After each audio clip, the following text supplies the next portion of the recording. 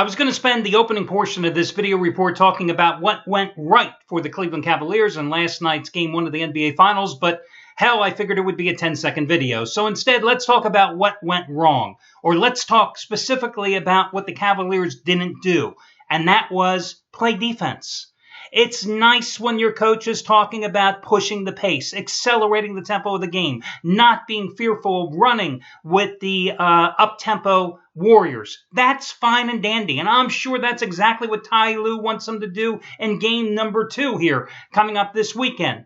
But you still have to play defense. I mean, you look at the box score last night, and if you look at just the numbers, and it's so deceiving sometimes when you look at box scores, but you look at the numbers and you say, Kevin Love, hey, he had 17 points and 13 rebounds. How many times was Kevin Love repeatedly caught short on the defensive end by Draymond Green? If you look at Tristan Thompson, you go, hey, he had 10 points, he had 12 rebounds. What more could you possibly ask for a guy who's not truly a center?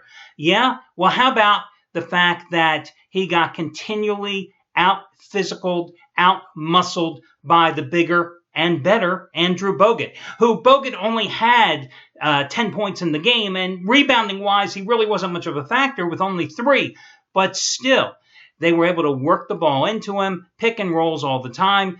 Again, you look at Kyrie Irving and you say, hey, on the surface, Irving had 26 points. Yes, but he shot 7 for 22 last night. And defense? There wasn't a sniff of defense from Kyrie Irving last night. Absolutely none. Sure, you can say a positive if you happen to have Cleveland in the series, like me, that, Klay Thompson and Steph Curry, they were pretty much held in check last night, going in combined 8 for 27 from the field with a total of 20 points. But what does it say about your defense or lack thereof when Shaun Livingston can come off the bench and score 20 points and hit 8 of 10 shots? When Barbosa comes off the bench and lights you up, hitting all 5 of his shots for 11 points. Andre Iguodala, listen, I expect him to come off the bench and have 12 points, 7 rebounds, 6 assists. I can see that happening. But again, if the Cavaliers don't play any defense, they've got absolutely no chance to win what I think is a pivotal game number 2 coming up here on Sunday. Was it the fact that they were rusty? Maybe. In the first half, I will give you that. But no excuses for the second half. Just a disjointed performance on both sides of the floor for Cleveland. You look at the bench. I mean, the Cavaliers got nothing from the bench. As a matter of fact, I'm looking at the box score here. 2 points from Channing Frye, 3 points from Richard Jefferson, 2 points from Dellavedova, who, if I see him out there more than 5 minutes a game, I know my money is lost when I'm betting the Cavaliers, and 3 points from Iman Shumpert. So what do you got? 3, 5, 8, 10 points total from the bench. 10 points total from the bench. That's just not going to cut it. Now, we knew Golden State had the better bench anyway, but you figure with the addition of Shumpert, or with Channing Frye coming off the bench with Shumpert, that the Cavaliers would have a little offensive firepower. And the other thing, I don't know what the deal is with J.R. Smith, but once again, missing in action. 3 shots. 3 shots attempted. This guy takes 3 3-pointers in his sleep, and he took 3 shots for the whole damn game yesterday. I don't get it at all. So anyway, enough about basketball because I got to lick my wounds and move forward to another day. Listen, everybody has a story in this business about great wins. And as I just told you a couple days ago in the video report, I think it's more, should I say, more apt to talk about the losers because that's real. But I have to say, Brad Wilton last night had one of the all-time greatest wins that I have ever seen in the sport of baseball. Now, listen, I think probably my best win ever was a couple of years ago when I had a run line underdog at home win with a 3-run homer in like the 14th inning. It was the Dodgers that night, and I think Clayton Kershaw was pitching. I mean, those are just unexpected. When you have a run line favorite at home and you're playing in extra innings, to win by more than 2 runs, it just doesn't happen that often, okay? But last night, he had a 159 play, which is one of the featured discounted plays here at the site, on the Seattle Mariners, who rallied from 10 down to beat San Diego. I'm sorry, guys. When you have winners like that, damn, the gambling gods are definitely looking out for you, and they have certainly been looking out for Brad Wilton of late, but maybe we should expect it. This is a guy who had like a 7-month winning streak that About 3 months ago, he hit the skids. And I mean, hit the skids hard. For a 3-week period, he couldn't buy a win. Okay? And since then, he was just like up and down, up and down, up and down.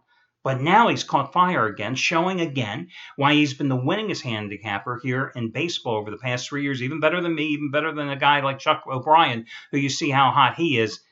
And last night was winning day number 14 out of 15, so props to him. Let me get to your complimentary baseball plays. Guys, the first play I'm going to go with the Texas Rangers at home, minus $1.40. Yu Darvish making his second start. His first one was pretty damn nice, I would say, against Pittsburgh, a Pittsburgh team that had been hitting the ball quite well going into that performance. But on Saturday in Arlington, he limited the Pirates to 1 run on 3 hits over 5 innings, needed 81 pitches to work through those 5 innings in his first start since, at the major league level, at least since recovering from Tommy John surgery. But more impressively, had 7 strikeouts in the game as well. Now, prior to getting hurt, Darvish had finally started to master the Mariners because early in his career, the Mariners just had his number. But he had a 2.36 earned run average in his last 5 pre-injury starts against Seattle. Now, of course, I just talked about Seattle, what they did last night, and it was a great series against San Diego. It was one of those 2-2 interleague series splits, home and home.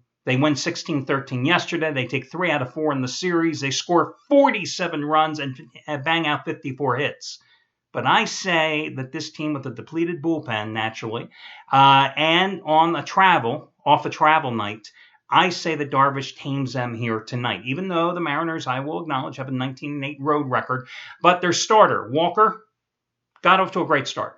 I mean, 2-0 with a 1.44 earned run average in his first 4 starts of the season. In the month of May, he made 6 starts. He went 0-5 in those 6 starts with a 4.91 earned run average. He served up 3 homers in his last outing. He gave up 9 homers in those 6 starts combined. So I'm going to go with the Rangers, who are coming off a 5-4 loss to Cleveland after taking the first 2 games in the series, 9-2, 7-3 at home, where they have won 12 of their last 17. And Texas has also won 9 of its last 12 overall. So that's going to be your first play. Your other play, I'm going to go with the Baltimore Orioles, who suddenly found their hitting shoes the past couple of nights against the Boston Red Sox at Camden Yard.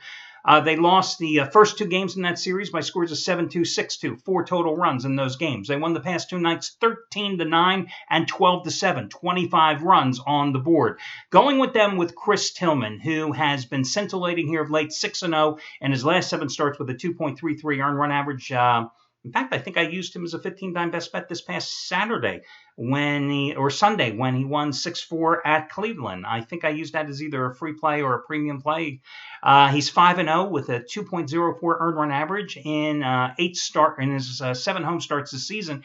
And here's another guy who the Yankees used to beat the hell out of him when he first debuted in the majors, but his last 8 starts against New York, a 2.58 earned run average. Now, Nathan Eovaldi is going for New York. He has pitched lights out for them, and this is a guy, again, just like Seattle's Walker. Look at his opening numbers. First 5 starts, he had a 5.46 earned run average. In his last 5 starts, it's 2.03. Where is he really in that scheme of things? Well, he's right in the middle. He's Nathan Eovaldi, a guy who throws hard, sometimes registers big strikeout games, sometimes struggles with his control. I'm saying going against him here at a 3.86 earned run average in 3 starts against the against the Orioles last season.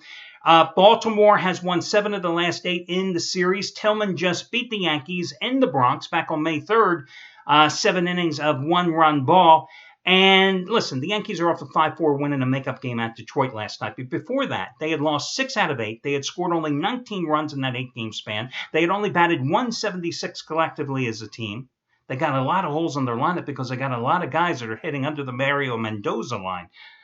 So I'm going to go with Baltimore at the cheap price, minus $1.25, along with the Rangers, minus $1.40. And I'm going to contemplate how I can get back in this series with the Cleveland Cavaliers. Whew, what a nightmare that game was last night. I'll do it, guys. I wish you well, and I'll talk to you again tomorrow when we do this one more time.